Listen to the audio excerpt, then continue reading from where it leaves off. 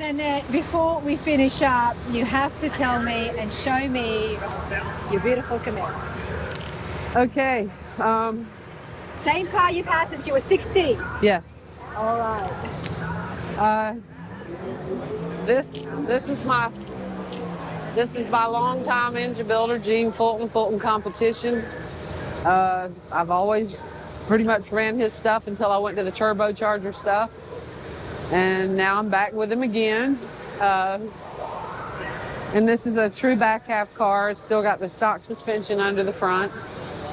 But it has a 4-link suspension now under the rear. Okay. And so I'm gonna do you. I want you to get in the car. You want me to get in the car? I want you. I'm gonna do you. I'd love to get in. I never say no to getting inside the cars, everybody. You know that. Please take the steering wheel off if you need to. Let me see. Oh, thanks.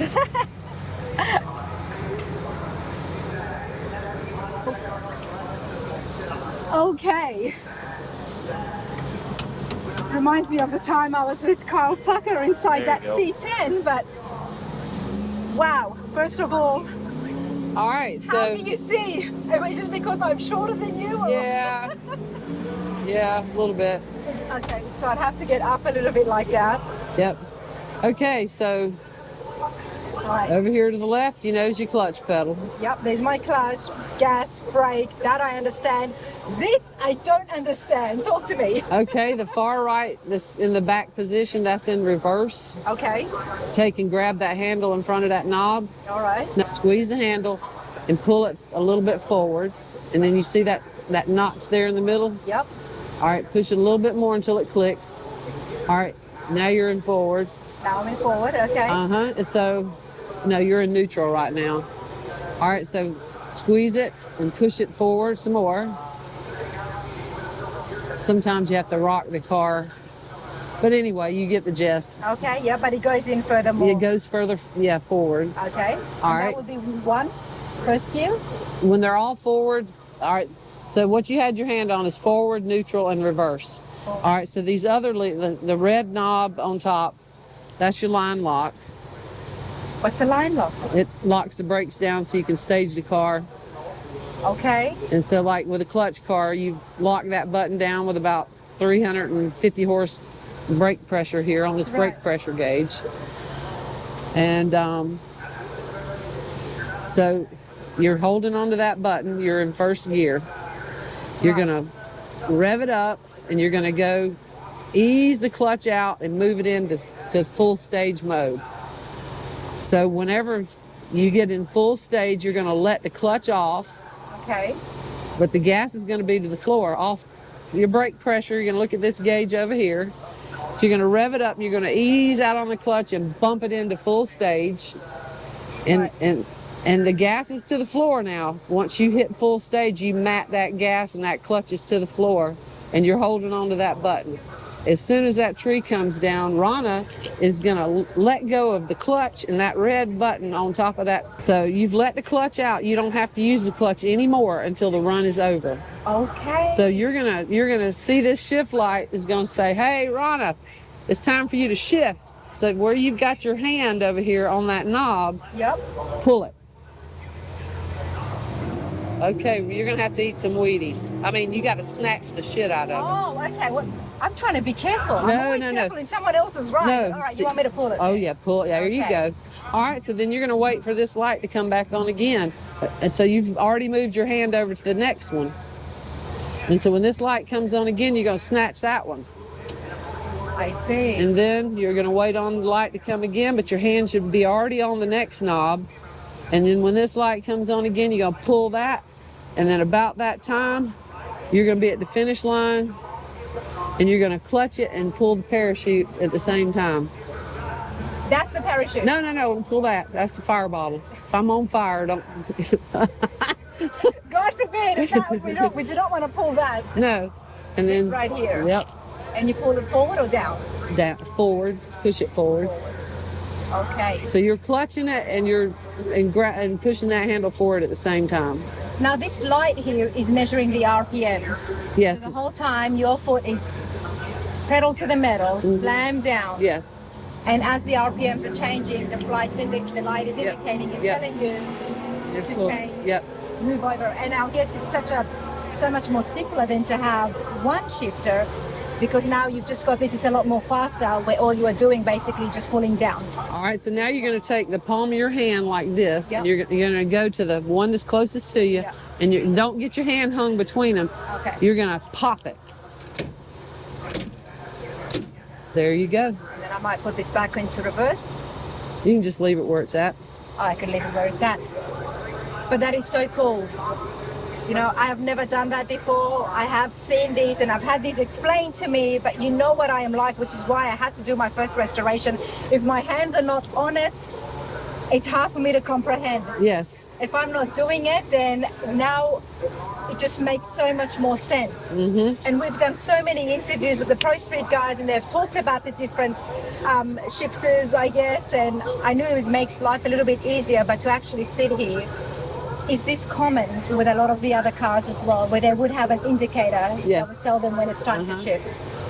Unless you have auto shift. Okay. And that's where it's controlled by air pods on top of each section of the Lenko. Right. And so it presses down on a fork-like thing that shifts the gear, but it's operated off of air. And so you just pretty much set what RPM you want into the air shifter, and it shifts for you. So you just basically... It's like those paddle shifters that they're doing now, isn't it? The ones with the steering wheel a little bit.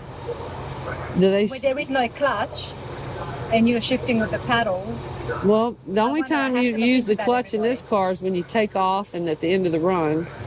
But so if it was air operated, you have a dump valve on it, because you'd have to, I forget how it was. A lot of people ran that stuff, but it had a dump valve that would automatically, if you did, I don't know if it's hit the brake or whatever, it would put it back in low gear after the run. So when does nitrous get involved? When that foot's to the floor on that gas pedal, it's automatically armed, and this switch right here behind the clutch pedal. Oh, that's the one to turn it on. That's basically a two-way switch, normally closed, normally open switch, and it does two functions. So it controls two different things. Like when you let that clutch, when the gas is to the floor, you have to have a way to stop the nitrous from being on, because it's already triggered and it's already on. The switches are on. What actually activates when you have the gas to the floor is when you let this clutch out and this switch comes back, it knows that the gas is to the floor and the clutch is out, it's time to go, and the nitrous is on. Because I guess the nitrous is always there when Annette's driving. Yeah, and then over there you'll see there's never an option to turn it off. You see that Digiset timer right there? That's for the second system, and we can change when the second system comes on the car. No, the one that says Digiset up above it, that one. Okay. So that's for the second system.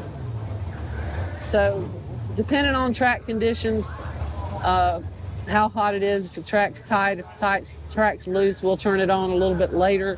If the track's really good, we'll turn the second system on sooner. And the track being good is in regards to traction, whether it's been wet or how, okay? Yeah, you can hit it harder. And how hot your tires are as well? When does that have any play here on how hot your tires should be? Well, when it's really hot outside, because of the track being a petroleum-based product with a petroleum-based product sprayed on top of it, you want to try to keep your track temperature and your tire temperature not like astronomically different. Okay. This is my opinion and what I've learned over the years. I love doing big burnouts for the crowd. I love doing it. We love watching it. And but sometimes it can bite you, because you can get the tire too hot. Too hot. Because you're dealing with petroleum-based products here. So You know, I did a big burnout last run I made, you know, just because. Just because. But I'm There's not. never a reason to why. I'm not going to do it again because it is so hot out here. You don't really need that big of a burnout. Who are these? All right, so the one that looks old, that is Pigzilla.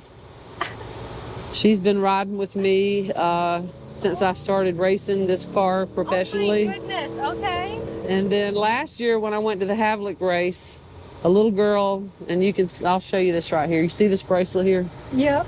All right, back in 1994 or 5, a family showed up in St. Louis to see me race, and they had a daughter. And Marissa was like, oh my God, I love this car. It's the Barbie car because it was pink and such and such. So it wouldn't do for her to go to the store. She wanted to make me a bracelet. This you've seen all my race cars in there. This bracelet has went from every car I have driven. And I had this car when I met him. So the little girl that made me this bracelet shows up last year in Iowa to watch me race. And she has her daughter that was about the same age as her when I met her, come and bring her to meet me. And she brought me Pigzilla a boyfriend, and his name's Wilbur. Wilbur. Oh, that is just precious, honestly. So all these years, this bracelet's went in every car I've ever driven. What was her reaction when she saw it? Tears. Yeah. And happiness, you know. And I'm friends with them on Facebook. We've stayed in touch, you know, because they were just an exceptional family that loved racing, and they loved me, and they loved that I was a girl out there kicking ass, and their daughter loved it. And you know, this, to a lot of little girls back then, this was the Barbie car. Even though I'm not Barbie, this was Barbie's car. Your hair might argue with you. So anyway, Pigzilla got a boyfriend named Wilbur. This is just super cool, honestly, and it's been such an honor for me today. And thank you for allowing me to sit here in your seats. You know, it's not every day that you can sit down with someone like yourself, breaking records out there, and you've got such a name for yourself. But I sure do appreciate it. Hey, anytime. And it's good to know you and get to know you a little bit more and find out about the history. And then on top of that, to come and sit here, and you have taught me so much in this interview. And on top of that, you've got me sitting out here and learning what it's like out there on the drag strip. We should have put the fire suit on and let you get the real feel for it. There'll be the day. It'll be the day. You never know. Fire suit, helmet, gloves, everything. Then you could get the real feel. Well, I get in those funny cars and they turn those, the engines on and we put the flames out. So, like I say, if there's protection and I've got a fire suit on, then why not? But hey, I hope you all enjoyed that. Annette Summers, everybody. Thanks, Annette.